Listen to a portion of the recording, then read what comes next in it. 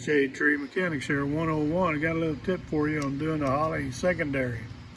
The way I do it is after I've cleaned it all up, I run the screws up from the bottom, which leaves me a guide for this top plate.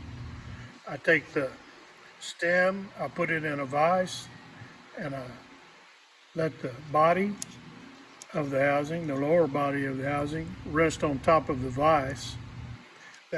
And with these screws sticking up, it gives me a guide to lower the plate down onto it. That way I can keep the ball bearing in proper position and the correct form on the gasket diaphragm that goes right here. Then I squeeze it real tight with my fingers, take it out of the vise, remove this screw going the wrong way, and put the normal screws back in. The way you test it is you put your finger over the port and you push that diaphragm up.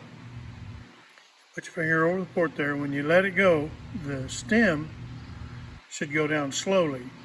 If it falls, boom, straight down, well, you did it wrong. You have to do it again.